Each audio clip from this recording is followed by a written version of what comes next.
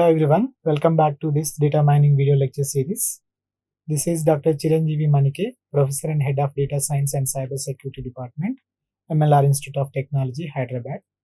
As a part of data mining video lecture series, today we are going to discuss association rule mining, that is generating association rules from the frequent item sets. So outline of this today's lecture is generating association rules, that is association rule mining, that with mainly the support and confidence measures, that is to know the interestingness of association rules. Next, we are going to see how to improve the efficiency of a priori algorithm. There are few techniques we will discuss, like hash based techniques, transaction reduction, sampling, partitioning, and dynamic item set counting. So let us see how association rules could be generated. So this is a transaction database example. This I obtained from the textbook. This is D obtained, and from this, the previous lecture, I already explained how to find frequent item sets by applying this a priori principle. Let us just quickly see how the a priori could be applied. Like first we scan the database and then we'll find out the candidate item sets. Then these are the candidate item sets I1, I2, I3, that is one item sets, and the respective support count also, that is how many transactions. Like let us say if you take I1, so I1 is appeared in 6 transactions. So then we'll compare the candidate support count with the minimum support count, and then these are the eligible frequent item sets. So then we have to generate the candidate item sets, that is C2, that is by using these one item sets, we'll generate the two item set candidate two item sets, and then we'll scan the database and find the minimum support count, and then compare the candidate support count with the minimum support count to check whether the item set is a frequent item set or not, and then L2. So these are the item sets we have, the two item sets with those are frequent item sets. Then the candidate for the next level, candidate item sets need to be generated and then scan the database. So this process will be repeated from the beginning till there is no further the candidate item sets need to be generated. So at the end we have, that is last level is L3. So we have the two frequent item sets like I1, I2, I3, and also I1, I2, I5. So up to this we discussed in the previous lecture. That is how we generate these item sets by using a priori. So now we are going to discuss how from these frequent item sets, how we can generate the association rules. As we already discussed in the previous lectures, association rule mining comprises of two steps. So one is a frequent item set mining, generating the frequent item sets, and second one is generating association rules. As I said, the first step is a costly, that is generating the frequent item sets, and this is the second step that we already discussed, how to generate the frequent item sets by applying the a priori. So now the next one is second step, generating association rules. So let us understand how we are going to generate, and how, because why I said the second step is easiest one, because it's a direct process. So from this, the mining, that is generating of a frequent item sets, the a priori generated these frequent item sets I1, I2, I3, and I1, I2, I5. So we could take any frequent item set or set of all frequent item sets to understand how association rule could be generated and how to check whether that is interesting or not. So let us take for example I1,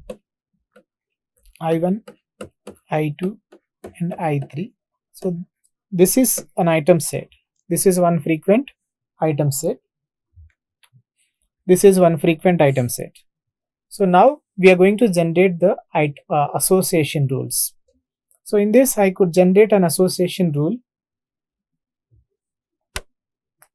Like for example, I1, I2 implies, if A implies B, then I3.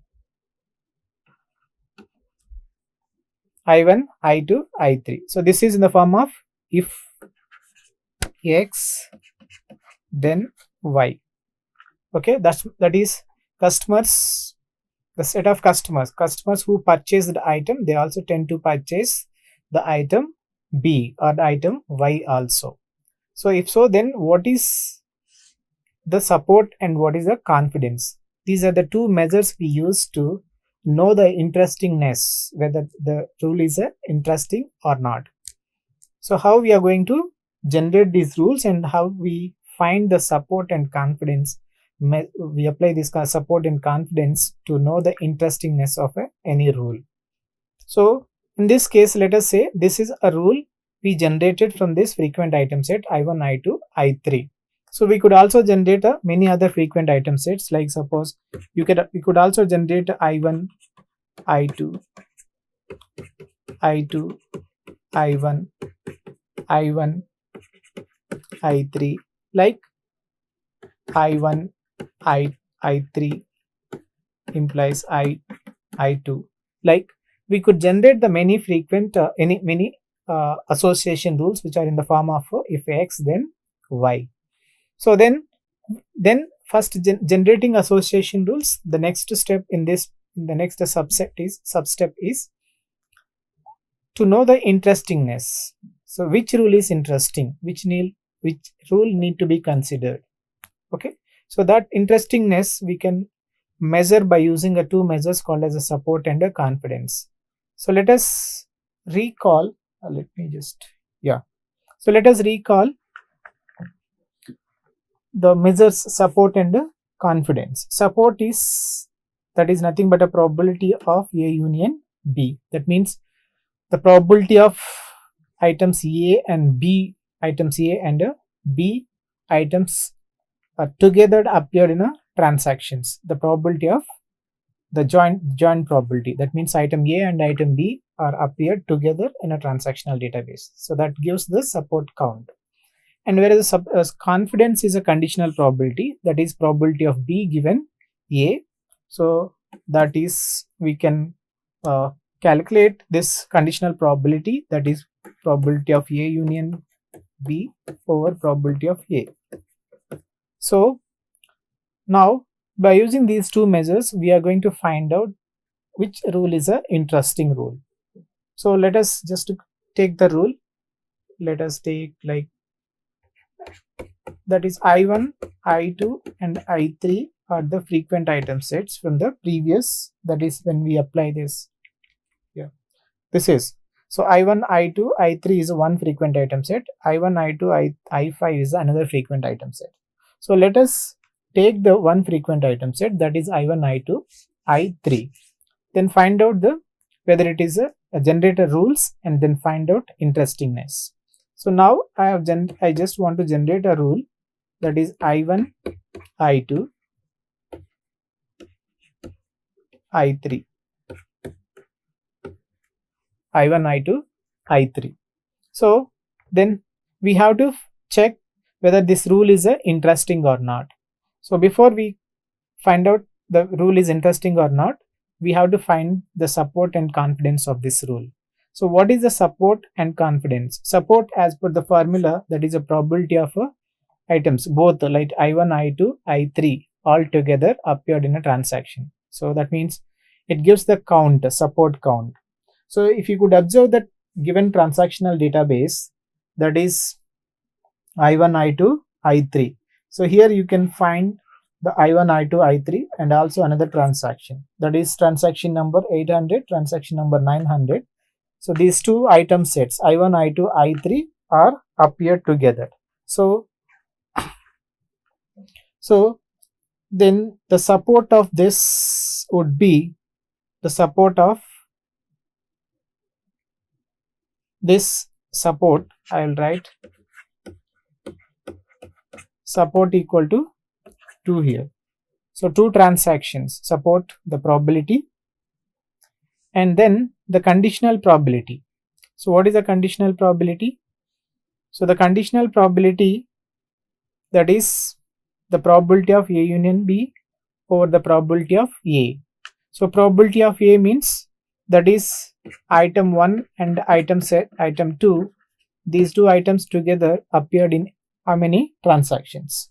Item 1 and 2, like, and this is a one transaction, next, and this is another transaction, and these two, like total 4 transactions. So total 4 transactions, item A appeared. That is, this is A and this is B. Okay. So now, if you want to find out the confidence of this, so then we have to substitute the value of probability of A union B and probability of A. So in this case, the probability of A union B is 2, and the probability of the confidence equal to 4. The probability of A equal to 4. So then it is equal to 1 by 2, that is 50 percentage. 50 percentage. Okay. So similarly, we can take another. So like suppose from this, and this rule I1, I2, I3, the support is the 2 out of how many transactions, and the confidence is this one. So 2 by 4, that equal to 50 percentage. So then the support is 2. That means how many transactions in this? There are 9 transactions. So 2 out of 9, and the confidence is 1 by 2, that is 50 percentage, and this also percentage need to be calculated. So let us say the support is in terms of support count.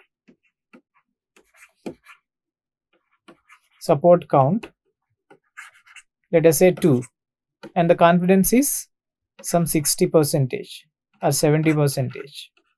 Support is 2, confidence is 70 percentage. In that case, this rule is not an interesting rule. So let us check one more rule. So let us take another rule that we first could generate from this frequent item set, that is I1, I2, I3, and then okay. So next rule that we could generate from this item set I1, I2, I3. This is the second item set that we could generate from I1, I2, I3. So here let us take I1, I3 implies I2.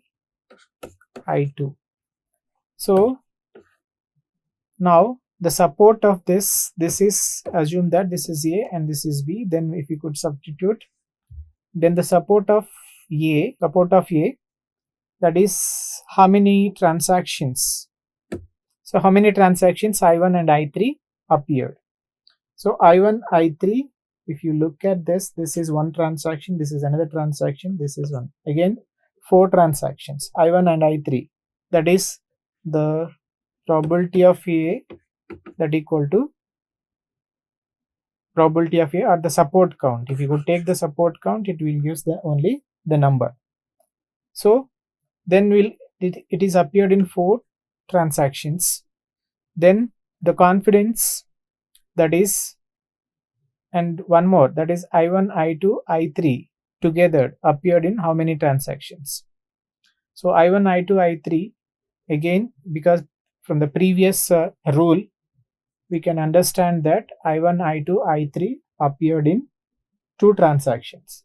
So 2 by 4, that is the probability of A union B will be the 2, and the probability of A equal to 4, that is just a support count. Then it will be again 1 by 2, that is equal to 50 percentage. So we will generate the association rules from the set of from the frequent item sets, then find out the support and confidence for each rule, and suppose the 60 percentage is the support, it is highly impossible. So let us take the 20 percentage as the support, and confidence is 75%. So if any rule the support is more than 20% and the confidence is more than 75%, then we say that rule is interesting. So that those rules could be used for any other further analysis. So far we discussed how we can apply this a priori frequent item set generation algorithm. Then we already discussed how to generate the association rules and find the rule interestingness. But the a priori, if you look at the a priori, the costly process, why it is costly process, the number of scans, like suppose there are like 5 items A, B, C, A, B, C, D, E. So the level 1 would be having 1 item sets. So level 2, 2 item sets like A, B, A, C, etc. Whereas in level 3, 3 item sets A, B, C, and level 4, 4 item sets A, B, C, D, etc. And the level 5, A, B, C, D, E. So the 5, this is the level 5. So each level we have to generate a candidate item sets, and then we have to scan the database to find the frequency of those candidate item sets. So this is a costly process because, as we already discussed, suppose if there are suppose if there are 5 item sets, then there will be 2 to the power of 5 minus 1 number of unique item sets like this. So like suppose if this number is, that is a 5, that is number of items more, then this will be a big number. So in that case, so it needs more computational power, and it also needs the computational resources in terms of storage and processing. So there are many other versions of this a priori they have been proposed. Among those, we are going to discuss a few. And hash based technique is a one that is used to reduce the cost of this a priori algorithm. Cost means in terms of scanning the database and generating candidate item sets, etc. So in this hash based technique, it creates a hash table that is using the hash function, that is h of x equal to the order of x times 10 plus order of y times mod 7. So these are the buckets, let us say 0, 1, 2, 3, 4, 5 and 6, and each bucket has a content like, in this case, in this diagram, each bucket has the 2 item sets. Like suppose the bucket address 0, and this has the 2 item sets, like I1, I4 is one item set with the 2 items, I3, I5 is another item set with 2 items. So the support count, the count of this bucket, that means the number of 2 item sets in this bucket is equal to 2. Similarly, and if you take this bucket address 2, it has the 4 items of length 2, that is 2 item sets of 4, so its count is 4. Like this. So like this, we will create a hash function using we will create a hash function based on this buckets. So if you want to, if the minimum support threshold or the minimum support equal to 3, let us say minimum support is 3, that means if any frequent item sets, the frequent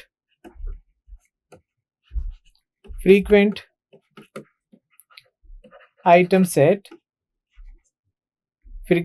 set, the support should be greater than or equal to 3. Okay, that means less than 3, the support, those item sets will be considered as infrequent item sets. So in that case, suppose if the minimum support threshold equal to 3, so here, and these, like this bucket and this bucket and this bucket and this bucket will not qualify. Okay, these 4 buckets will not be considered into the next scanning. Okay, because these buckets are having the item sets with the support count, the support count is 2.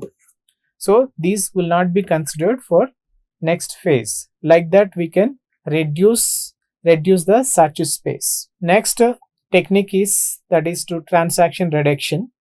A transaction reduction that does not contain any frequent item sets cannot contain a frequent k plus 1 item sets. So that means based on this property, a transaction does not contain any frequent k item sets cannot contain any frequent k plus 1 item sets, like a priori downward closure property. So if an item set is not a frequent item set, then it's a super item set will not be a frequent item set. So the same approach, if a transaction does not contain any frequent item sets, so then it may not contain the k plus 1 item sets. Therefore such transactions can be marked or removed so for the further consideration, because the subsequent database scans, that is j item sets and j plus 1 item sets, are like that. Those are all j that is greater than k, will not need to be considered such a transaction. Next technique, that is to reduce the cost of this a priori, or we could also say it's another version of this a priori, a partitioning technique. So this partitioning technique can be used so that requires just 2 database scans to mine the frequent item sets.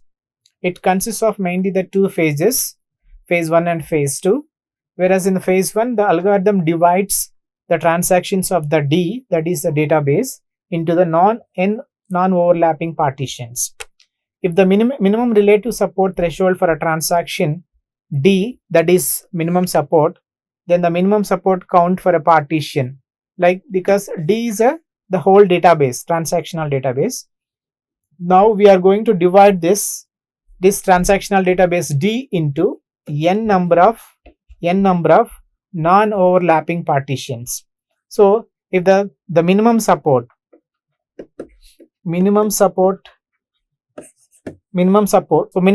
is the support threshold for the transactional database D, then the minimum support for, because we have partitioned the data into n overlapping partitions, like let us say this is 1, 2, 3 and so on, n overlapping partitions.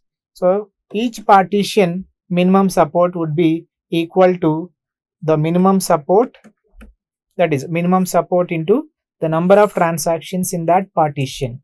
Like suppose let us say, and this partition has 100 transactions, then the minimum support of this partition would be equal to the minimum support of the transaction database D times the number of transactions. So for each partition, all the local frequent item sets, that is the item sets are frequent within the partitions, are found. A local frequent item set may or may not be frequent with respect to the entire database, because the local frequency item sets are local to that particular partition. However, any item set that is potentially frequent with the respect to the D must occur as frequent item set as in at least one of the partitions. So therefore all local frequent item sets are candidate item set with respect to the database. So the collection of frequent item set from all partitions forms the global candidate item set with respect to the D. So in the second phase of the D is conducted, in which the actual support of each candidate is assessed to determine the global frequent item sets, actual frequency, because earlier in the phase 1 we have calculated the local support that is local to its partition. Next, the partition size and the number of partitions are set so that each partition can fit into the main memory, and therefore we read only once in each phase. So from this diagram you can see here. So in phase 1 the transaction we would divide the D into the n number of partitions, and we'll find the frequent item sets local to each partition, and then combine all local frequent item sets to form the candidate item sets. And the second phase we'll find the global frequent item sets among the candidate item sets. So if you observe this, so there are only the 2 scans required in this partitioning approach. Next one is a sampling. as we already discussed the sampling technique, that is, if the population size is huge, or it is difficult to collect the observations from the population, so most of the time we estimate the parameters of the populations based on the statistics. So the statistic is nothing but parameters of a sample. Like suppose if there is a population, we would select the sample. This is a subset. Sample is a subset of entire population. So the parameters of this population would be estimated by using this sample. These are used to call as a statistics. So the sampling is a basic idea of the basic idea of this sampling approach is to pick a random sample. We already discussed different sampling approaches: with replacement, without replacement, clustered based sampling, stratified sampling, like. So this sampling is the basic idea of this sampling approach is to pick a random sample S of the given data D and then search for the frequent item sets in S instead of D, because it is very difficult to estimate the parameters of the population because of it could be any reason. It may be the size of the population, entire population is high, or it may not possible, or it will take a huge amount of time to collect the observations from the entire populations, etc. So in this way we trade off some degree of accuracy against the efficiency, because we are not going to estimate the parameters based on the entire population. We are going to estimate the parameters of the population based on the random sample that we have collected, that is a subset of this entire population. So we need to trade some degree of accuracy. If sample size S is such that the search for frequent item set in S can be done in main memory, and so only one scan of the transactions in the S is required, because whatever the sample we are going to select, that should be fit in a main memory, so that we can do the calculations, that is the analysis would become very easy, because the entire data set or the data would be available in a main memory.